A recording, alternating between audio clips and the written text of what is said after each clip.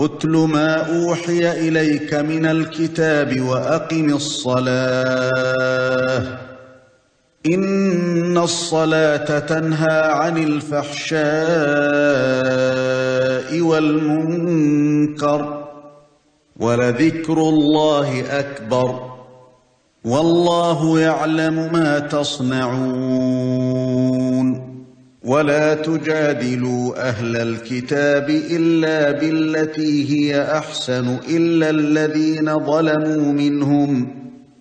وقولوا آمنا بالذي أنزل إلينا وأنزل إليكم وإلهنا وإلهكم واحد ونحن له مسلمون وكذلك أنزلنا إليك الكتاب فالذين آتيناهم الكتاب يؤمنون به ومن هؤلاء من يؤمن به وما يجحد بآياتنا إلا الكافرون وما كنت تتلو من قبله من كتاب ولا تخطه بيمينك إذا لارتاب المبطلون بل هو آيات بينات في صدور الذين أوتوا العلم وما يجحد بآياتنا إلا الظالمون وقالوا لولا أنزل عليه آيات من ربه قل إنما الآيات عند الله وإنما أنا نذير مبين أولم يكفهم أنا أنزلنا عليك الكتاب يتلى عليهم إن في ذلك لرحمة وذكرى لقوم يؤمنون قل كفى بالله بيني وبينكم شهيدا يعلم ما في السماوات والأرض والذين آمنوا بالباطل وكفروا بالله أولئك هم الخاسرون ويستعجلونك بالعذاب ولولا أجل مسمى لجاءهم العذاب وليأتينهم بغتة وهم لا يشعرون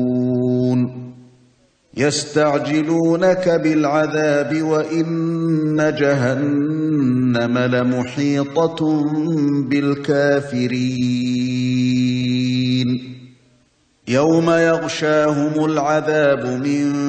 فوقهم ومن تحت أرجلهم ويقول ذوقوا ما كنتم تعملون يا عبادي الذين آمنوا إن أرضي واسعة فإياي فاعبدون كل نفس ذائقة الموت ثم إلينا ترجعون والذين آمنوا وعملوا الصالحات لنبوئنهم من الجنة غرفا تجري من تحتها الأنهار خالدين فيها نعم أجر العاملين الذين صبروا وعلى ربهم يتوكلون وكأي من دابة لا تحمل رزقها الله يرزقها وإياكم وهو السميع العليم وَلَئِن سَأَلْتَهُم مَّنْ خَلَقَ السَّمَاوَاتِ وَالْأَرْضَ وَسَخَّرَ الشَّمْسَ وَالْقَمَرَ لَيَقُولُنَّ اللَّهُ فَأَنَّىٰ يُؤْفَكُونَ اللَّهُ يَبْسُطُ الرِّزْقَ لِمَن يَشَاءُ مِنْ عِبَادِهِ وَيَقْدِرُ لَهُ إِنَّ اللَّهَ بِكُلِّ شَيْءٍ عَلِيمٌ وَلَئِن سَأَلْتَهُم مَّن نَّزَّلَ مِنَ السَّمَاءِ مَاءً فَأَحْيَا بِهِ الْأَرْضَ مِن بَعْدِ مَوْتِهَا لَيَقُولُنَّ اللَّهُ قُلِ الْحَمْدُ لِلَّهِ بَلْ أَكْثَرُهُمْ لَا يَعْقِلُونَ وَمَا هَٰذِهِ الْحَيَاةُ الدُّنْيَا إِلَّا لَهْوٌ وَلَعِبٌ وَإِنَّ الدَّارَ الْآخِرَةَ لَهِيَ الْحَيَوَانُ لَوْ كَانُوا يَعْلَمُونَ فَإِذَا رَكِبُوا فِي الْفُلْكِ دَعَوُا اللَّهَ مُخْلِصِينَ لَهُ الدِّينَ فَلَمَّا نَجَّاهُمْ إِلَى الْبَرِّ إِذَا هُمْ يُشْرِكُونَ لِيَكْفُرُوا بِمَا آتَيْنَاهُمْ وَلْيَتَمَتَّعُوا فَسَوْفَ يَعْلَمُونَ أَوَلَمْ يَرَوْا أَنَّا جَعَلْنَا حَرَمًا آمِنًا وَيُتَخَطَّفُ النَّاسُ مِنْ حَوْلِهِمْ أَفَبِالْبَاطِلِ يُؤْمِنُونَ وَبِنِعْمَةِ اللَّهِ يَكْفُرُونَ وَمَنْ أَظْلَمُ مِمَّنِ افْتَرَىٰ عَلَى اللَّهِ كَذِبًا أَوْ كَذَّبَ بِالْحَقِّ لَمَّا جَاءَهُ أَلَيْسَ فِي جَهَنَّمَ مَثْوًى لِّلْكَافِرِينَ وَالَّذِينَ جَاهَدُوا فِينَا لَنَهْدِيَنَّهُمْ سُبُلَنَا وَإِنَّ اللَّهَ لَمَعَ الْمُحْسِنِينَ بسم الله الرحمن الرحيم ألف لام ميم غلبت الروم في أدنى الأرض وهم من بعد غلبهم سيغلبون في بضع سنين لله الأمر من قبل ومن بعد ويومئذ يفرح المؤمنون بنصر الله ينصر من يشاء وهو العزيز الرحيم وعد الله لا يخلف الله وعده ولكن أكثر الناس لا يعلمون ظاهرا من الحياة الدنيا وهم عن الآخرة هم غافلون أولم يتفكروا في أنفسهم ما خلق الله السماوات والأرض وما بينهما إلا بالحق وأجل مسمى وإن كثيرا من الناس بلقاء ربهم لكافرون أولم يسيروا في الأرض فينظروا كيف كان عاقبة الذين من قبلهم كانوا أشد منهم قوة وأثاروا الأرض وعمروها أكثر مما عمروها وجاءتهم رسلهم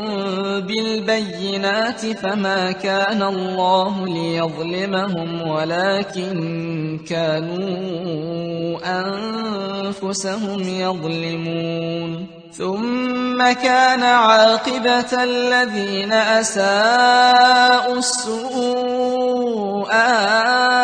أن كذبوا بآيات الله وكانوا بها يستهزئون الله يبدأ الخلق ثم يعيده ثم إليه ترجعون ويوم تقوم الساعة يبلس المجرمون ولم يكن لهم من شركائهم شفعاء وكانوا بشركائهم كافرين ويوم تقوم الساعة يومئذ يتفرقون فأما الذين آمنوا وعملوا الصالحات فهم في روضة يحبرون وأما الذين كفروا وكذبوا بآياتنا ولقاء الآخرة فأولئك في العذاب محضرون فسبحان الله حين تمسون وحين تصبحون وله الحمد في السماوات والأرض وعشيا وحين تظهرون يخرج الحي من الميت ويخرج الميت من الحي ويحيي الأرض بعد موتها وكذلك تخرجون ومن آياته أن خلقكم من تراب ثم إذا أنتم بشر تنتشرون ومن آياته أن خلق لكم من أنفسكم أزواجا لتسكنوا إليها وجعل بينكم مودة ورحمة إن في ذلك لآيات لقوم يتفكرون ومن آياته خلق السماوات والأرض واختلاف ألسنتكم وألوانكم إن في ذلك لآيات للعالمين ومن آياته منامكم بالليل والنهار وابتغاؤكم من فضله إن في ذلك لآيات لقوم يسمعون ومن آياته يريكم البرق خوفا وطمعا وينزل من السماء ماء فيحيي به الأرض بعد موتها إن في ذلك لآيات لقوم يعقلون ومن آياته أن تقوم السماء والأرض بأمره ثم إذا دعاكم دعوة من الأرض إذا أنتم تخرجون وله من في السماوات والأرض كل له قانتون وهو الذي يبدأ الخلق ثم يعيده وهو أهون عليه وله المثل الأعلى في السماوات والأرض وهو العزيز الحكيم ضرب لكم مثلا من أنفسكم هل لكم مما ملكت أيمانكم من شركاء فيما رزقناكم فأنتم فيه سواء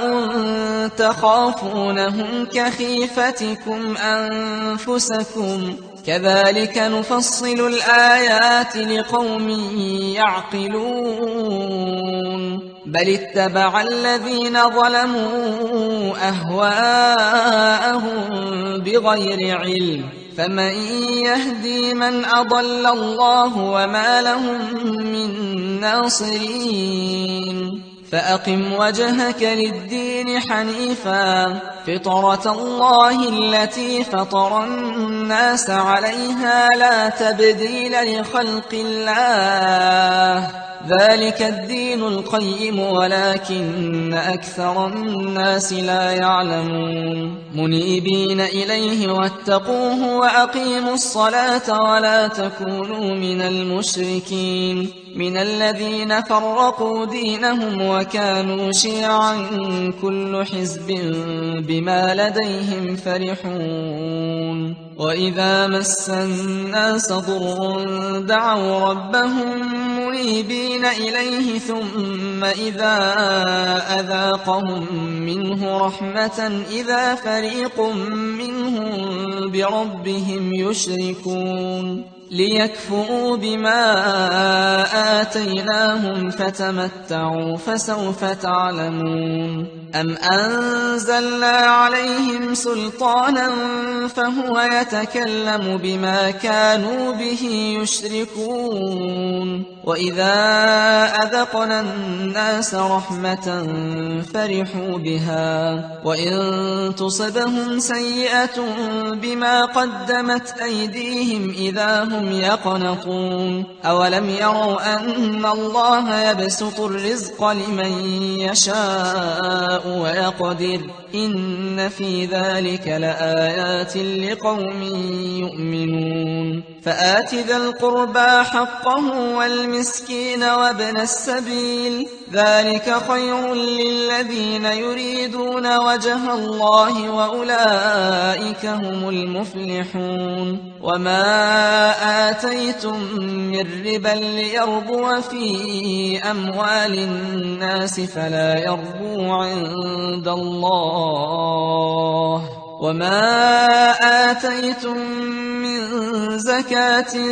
تريدون وجه الله فأولئك هم المضعفون الله الذي خلقكم ثم رزقكم ثم يميتكم ثم يحييكم هل من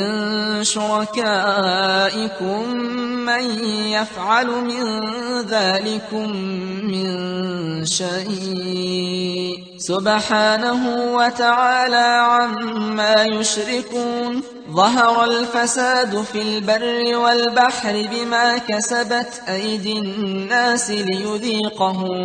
بعض الذي عملوا لعلهم يرجعون قل سيروا في الأرض فانظروا كيف كان عاقبة الذين من قبل كان أكثرهم مشركين فأقم وجهك للدين القيم من قبل أن يأتي يوم لا مرد له من الله يومئذ يصدعون من كفر فعليه كفره ومن عمل صالحا فلأنفسهم يمهدون ليجزي الذين آمنوا وعملوا الصالحات من فضله إنه لا يحب الكافرين ومن آياته أن يرسل الرياح مبشرات وليذيقكم من رحمته ولتجري الفلك بأمره ولتبتغوا من فضله ولعلكم تشكرون ولقد أرسلنا من قبلك رسلا إلى قومهم فجاءوهم بالبينات فانتقمنا من الذين أجرموا وكان حقا علينا نصر المؤمنين الله الذي يرسل الرياح فتثير سحابا فيبسطه في السماء كيف يشاء ويجعله كسفا فترى الودق يخرج من خلاله فإذا أصاب به من يشاء من عباده إذا هم يستبشرون وإن كانوا من قبل أن ينزل عليهم من قبله لمبلسين فانظر إلى آثار رحمة الله كيف يحيي الأرض بعد موتها إن ذلك لمحيي الموتى وهو على كل شيء قدير ولئن أرسلنا ريحا فرأوه مصفرا لظلوا من بعده يكفرون فإنك لا تسمع الموتى ولا تسمع الصم الدعاء إذا ولوا مدبرين وما أنت بهاد العمي عن ضلالتهم إن تسمع إلا من يؤمن بآياتنا فهم مسلمون الله الذي خلقكم من ضعف ثم جعل من بعد ضعف قوة ثم جعل من بعد ضعف قوة ثم جعل من بعد قوة ضعفا وشيبا يخلق ما يشاء وهو العليم القدير ويوم تقوم الساعة يقسم المجرمون ما لبثوا غير ساعة كذلك كانوا يؤفكون وقال الذين أوتوا العلم والإيمان لقد لبثتم في كتاب الله إلى يوم البعث فهذا يوم البعث ولكنكم كنتم لا تعلمون فيومئذ لا ينفع الذين ظلموا معذرتهم ولا هم يستعتبون ولقد ضربنا للناس في هذا القرآن من كل مثل ولئن جئتهم بآية ليقولن الذين كفروا إن أنتم إلا مبطلون كذلك يطبع الله على قلوب الذين لا يعلمون فاصبر إن وعد الله حق ولا يستخفنك الذين لا يوقنون بسم الله الرحمن الرحيم ألف لام ميم تلك آيات الكتاب الحكيم هدى ورحمة للمحسنين الذين يقيمون الصلاة ويؤتون الزكاة وهم بالآخرة هم يوقنون أولئك على هدى من ربهم وأولئك هم المفلحون ومن الناس من يشتري لهو الحديث ليضل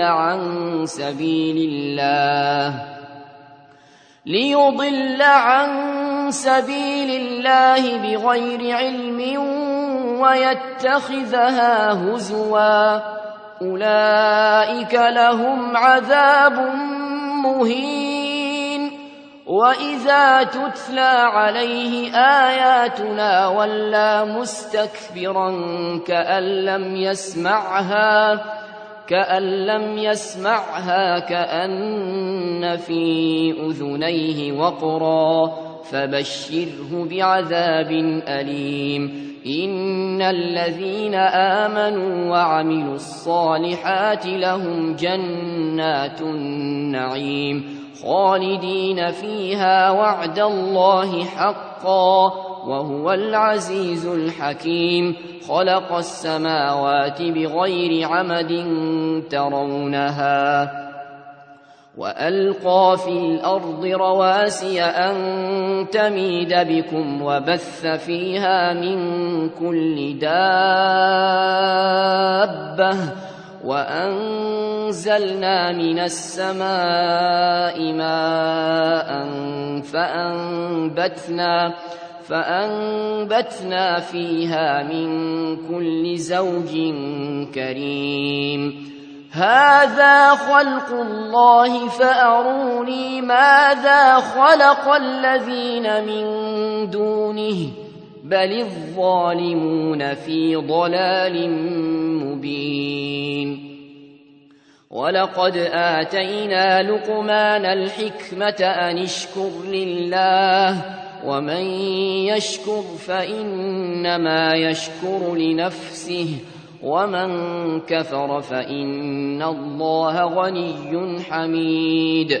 وإذ قال لقمان لابنه وهو يعظه يا بني لا تشرك بالله إن الشرك لظلم عظيم ووصينا الإنسان بوالديه حملته أمه وهنا على وهن وفصاله في عامين أن اشكر لي ولوالديك إلي المصير وإن جاهداك على أن تشرك بي ما ليس لك به علم فلا تطعهما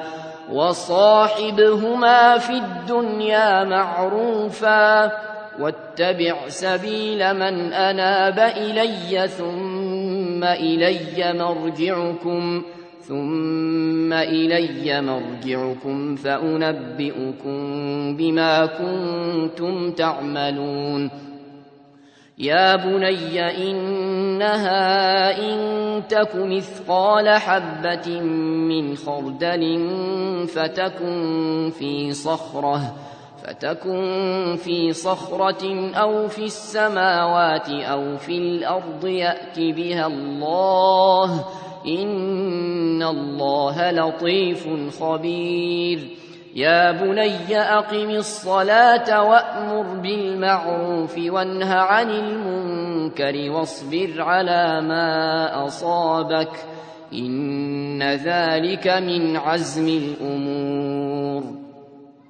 ولا تصعد خدك للناس ولا تمش في الأرض مرحا إن الله لا يحب كل مختال فخور واقصد في مشيك واغضض من صوتك إن أنكر الأصوات لصوت الحمير ألم تروا أن الله سخر لكم ما في السماوات وما في الأرض وأسبغ عليكم نعمه ظاهرة وباطنة ومن الناس من يجادل في الله بغير علم ولا هدى ولا كتاب منير وإذا قيل لهم اتبعوا ما أنزل الله قالوا بل نتبع ما وجدنا عليه آباءنا أولو كان الشيطان يدعوهم إلى عذاب السعير ومن يسلم وجهه إلى الله وهو محسن فقد استمسك بالعروة الوثقى وإلى الله عاقبة الأمور ومن كفر فلا يحزنك كفره إلينا مرجعهم فننبئهم بما عملوا إن الله عليم بذات الصدور نمتعهم قليلا ثم نضطرهم إلى عذاب غليظ ولئن سألتهم من خلق السماوات والأرض ليقولن الله قل الحمد لله بل أكثرهم لا يعلمون لله ما في السماوات والأرض إن الله هو الغني الحميد ولو أن ما في الأرض من شجرة أقلام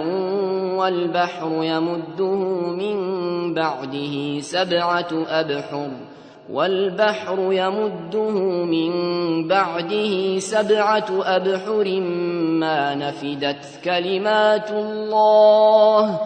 إن الله عزيز حكيم ما خلقكم ولا بعثكم إلا كنفس واحدة إن الله سميع بصير ألم تر أن الله يولج الليل في النهار ويولج النهار في الليل وسخر الشمس والقمر كل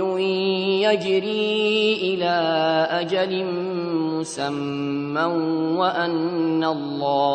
وأن الله بما تعملون خبير ذلك بأن الله هو الحق وأن ما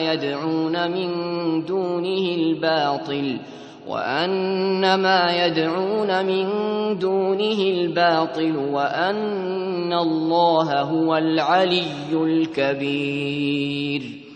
ألم تر أن الفلك تجري في البحر بنعمة الله ليريكم من آياته إن في ذلك لآيات لكل صبار شكور وإذا غشيهم موج كالظلل دعوا الله مخلصين له الدين فلما نجاهم إلى البر فمنهم مقتصد وما يجحد بآياتنا إلا كل ختار كفور يا أيها الناس اتقوا ربكم واخشوا يوما لا يجزي والد عن ولده ولا مولود هو جاز عن والده شيئا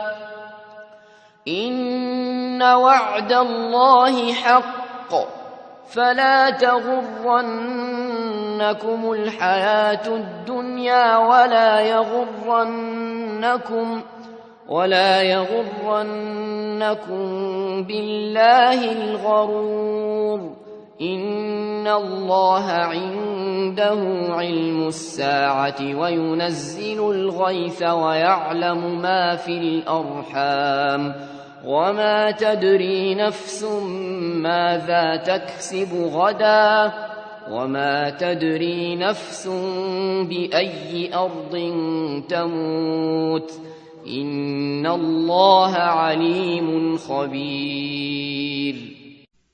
بسم الله الرحمن الرحيم ألف لام ميم تنزيل الكتاب لا ريب فيه من رب العالمين أم يقولون افتراه بل هو الحق من ربك لتنذر قوما ما أتاهم من نذير من قبلك لعلهم يهتدون الله الذي خلق السماوات والأرض وما بينهما في 6 أيام ثم استوى على العرش ما لكم من دونه من ولي ولا شفيع أفلا تتذكرون يدبر الأمر من السماء إلى الأرض ثم يعرج إليه في يوم كان مقداره 1000 سنة مما تعدون ذلك عالم الغيب والشهادة العزيز الرحيم الذي أحسن كل شيء خلقه وبدأ خلق الإنسان من طين ثم جعل نسله من سلالة من ماء مهين ثم سواه ونفخ فيه من روحه وجعل لكم السمع والأبصار والأفئدة قليلا ما تشكرون وقالوا أإذا ضللنا في الأرض أإنا لفي خلق جديد بل هم بلقاء ربهم كافرون قل يتوفاكم ملك الموت الذي وكل بكم ثم إلى ربكم ترجعون ولو ترى إذ المجرمون ناكسوا رؤوسهم عند ربهم ربنا أبصرنا وسمعنا فارجعنا نعمل صالحا إنا موقنون ولو شئنا لآتينا كل نفس هداها ولكن حق القول مني لأملأن جهنم من الجنة والناس أجمعين فذوقوا بما نسيتم لقاء يومكم هذا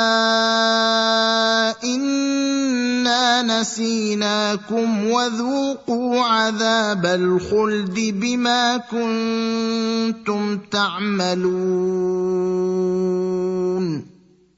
إنما يؤمن بآياتنا الذين إذا ذكروا بها خروا سجدا وسبحوا بحمد ربهم وهم لا يستكبرون تتجافى جنوبهم عن المضاجع يدعون ربهم خوفا وطمعا ومما رزقناهم ينفقون فلا تعلم نفس ما أخفي لهم من قرة أعين جزاء بما كانوا يعملون أفمن كان مؤمنا كمن كان فاسقا لا يستوون أما الذين آمنوا وعملوا الصالحات فلهم جنات المأوى نزلا بما كانوا يعملون وأما الذين فسقوا فمأواهم النار كلما أرادوا أن يخرجوا منها أعيدوا فيها وقيل لهم ذوقوا عذاب النار الذي كنتم به تكذبون ولنذيقنهم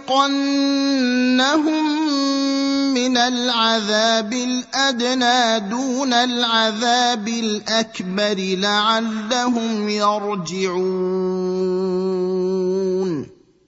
ومن أظلم ممن ذكر بآيات ربه ثم أعرض عنها إنا من المجرمين منتقمون وَلَقَدْ آتَيْنَا مُوسَى الْكِتَابَ فَلَا تَكُن فِي مِرْيَةٍ مِّن لِّقَائِهِ وَجَعَلْنَاهُ هُدًى لِّبَنِي إِسْرَائِيلَ وَجَعَلْنَا مِنْهُمْ أَئِمَّةً يَهْدُونَ بِأَمْرِنَا لَمَّا صَبَرُوا وَكَانُوا بِآيَاتِنَا يُوقِنُونَ إِنَّ رَبَّكَ هُوَ يَفْصِلُ بَيْنَهُمْ يَوْمَ الْقِيَامَةِ فِيمَا كَانُوا فِيهِ يَخْتَلِفُونَ أَوَلَمْ يَهْدِ لَهُمْ كَمْ أَهْلَكْنَا مِن قَبْلِهِم مِّنَ الْقُرُونِ يَمْشُونَ فِي مَسَاكِنِهِمْ إِنَّ فِي ذَلِكَ لَآيَاتٍ أَفَلَا يَسْمَعُونَ أَوَلَمْ يَرَوْا أَنَّا نَسُوقُ الْمَاءَ إِلَى الْأَرْضِ الْجُرُزِ فَنُخْرِجُ بِهِ زَرْعًا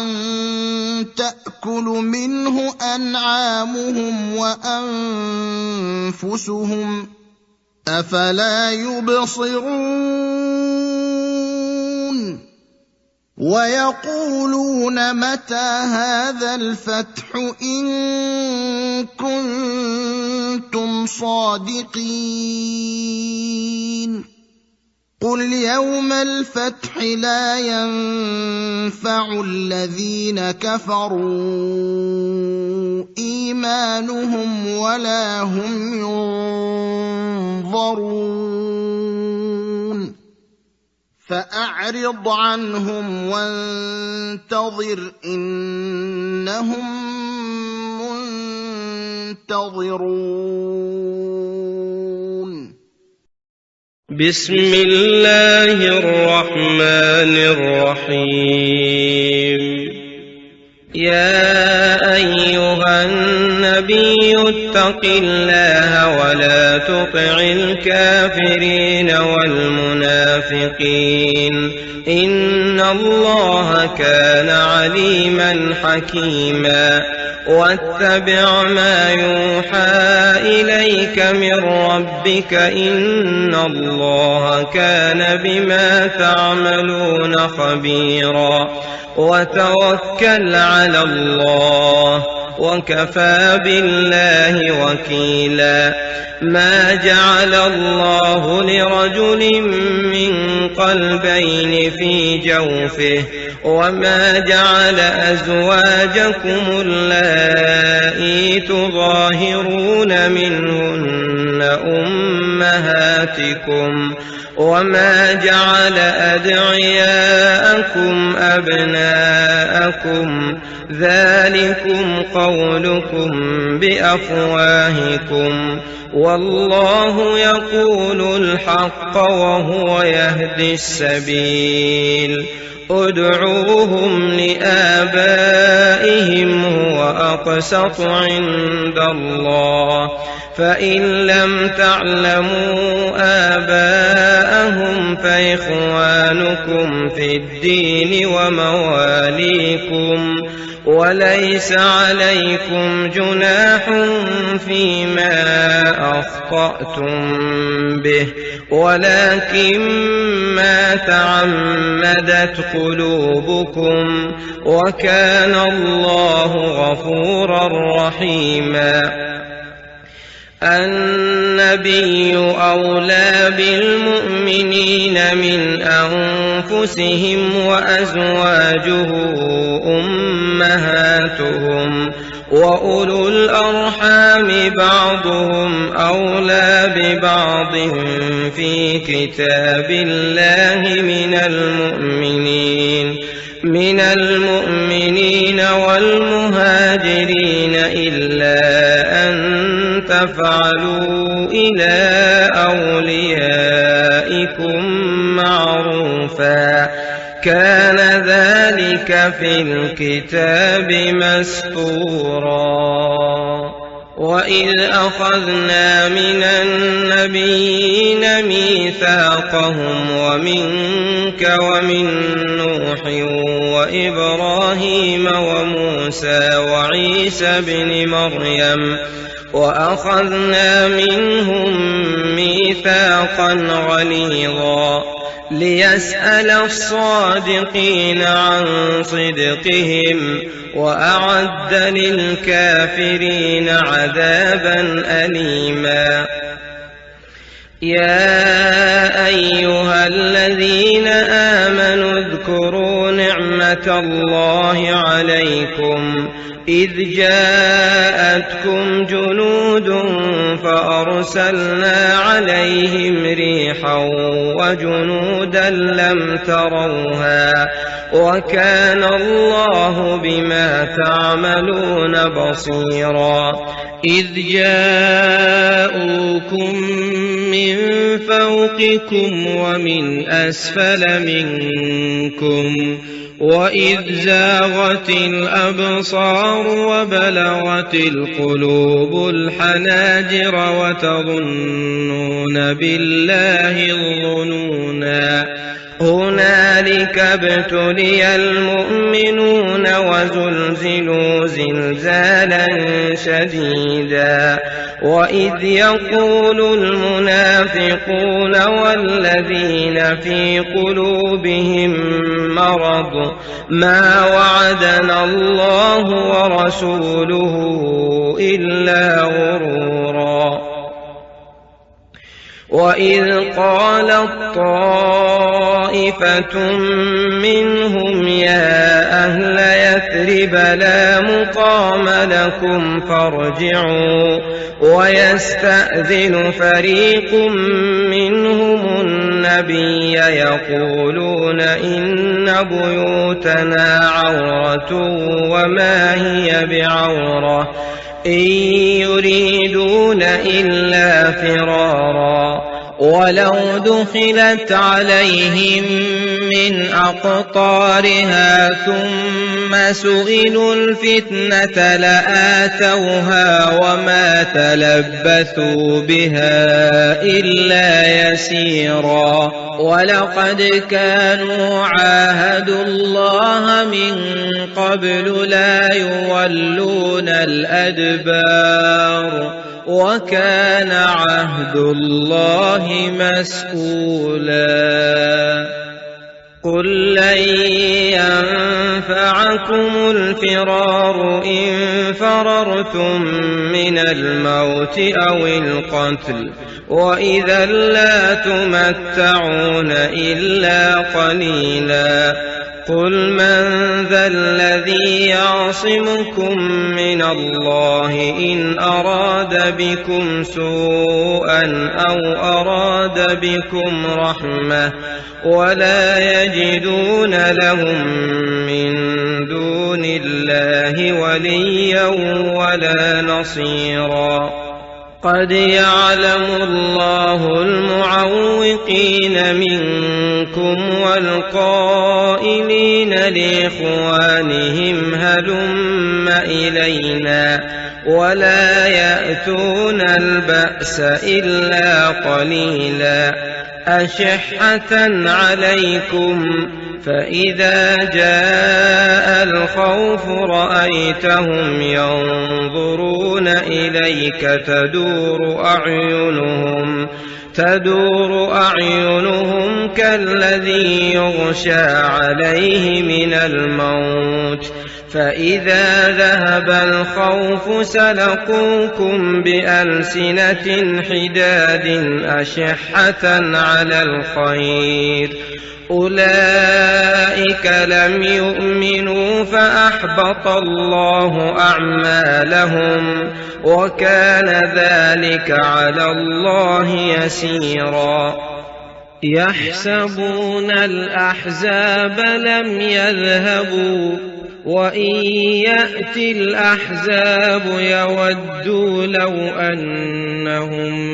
بادون في الأعراب يسألون عن أنبائكم ولو كانوا فيكم ما قاتلوا إلا قليلا لقد كان لكم في رسول الله أسوة حسنة لمن كان يرجو الله واليوم الآخر وذكر الله كثيرا ولما رأى المؤمنون الأحزاب قالوا هذا ما وعدنا الله ورسوله وصدق الله ورسوله وما زادهم إلا إيمانا وتسليما من المؤمنين رجال صدقوا ما عاهدوا الله عليه فمنهم من قضى نحبه ومنهم من ينتظر وما بدلوا تبديلا ليجزي الله الصادقين بصدقهم ويعذب المنافقين إن شاء أو يتوب عليهم إن الله كان غفورا رحيما ورد الله الذين كفروا بغيظهم لم ينالوا خيرا وكفى الله المؤمنين القتال وكان الله قويا عزيزا وأنزل الذين ظاهروهم من أهل الكتاب من صياصيهم وقذف في قلوبهم الرعب فريقا تقتلون وتأسرون فريقا وأورثكم أرضهم وديارهم وأموالهم وأرضا لم تطئوها وكان الله على كل شيء قديرا يا أيها النبي قل لأزواجك إن كنتن تردن الحياة الدنيا وزينتها فتعالين أمتعكن وأسرحكن سراحا جميلا وإن كنتن تردن الله ورسوله والدار الآخرة فإن الله أعد للمحسنات منكن أجرا عظيما يا نساء النبي من يأت منكن بفاحشة مبينة يضاعف لها العذاب ضعفين وكان ذلك على الله يسيرا